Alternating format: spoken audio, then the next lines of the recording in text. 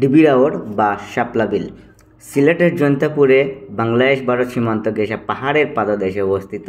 সিলেটের জৈন্তাপুরে ডিবির হাওর সিলেট থেকে মাত্র 42 কিলোমিটার পথ পাড়ি দিলেই পেয়ে যাবেন ডিবিরাওর শাপলা বিল।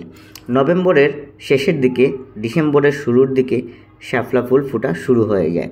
তখন থেকে এই রাস্তা ধরে এখানে সাইনবোর্ড দেওয়া আছে, ওই সাইনবোর্ড দিয়ে আপনারা গেলেই কিছুক্ষণ বাংলা রাস্তা পার হওয়ার পরেই দেখা মিলবে শাপলা বিলে। তবে এই রোডটার দিকে ভিতরে প্রবেশ করার পরই আপনারা গ্রামের একটা ফিল পেয়ে যাবেন।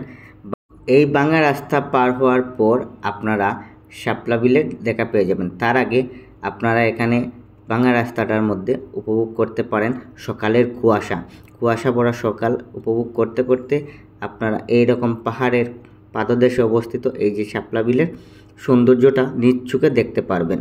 সো সেখানে যাওয়ার পরেই পার্কিংয়ের জন্য সুব্যবস্থা করা আছে, পার্কিং করতে পারবেন। মোটরসাইকেল বা অন্যান্য গাড়ি নিয়ে আসলে এই জায়গায় আপনারা পার্কিং করে তারপর নৌকা ভাড়া করতে পারেন।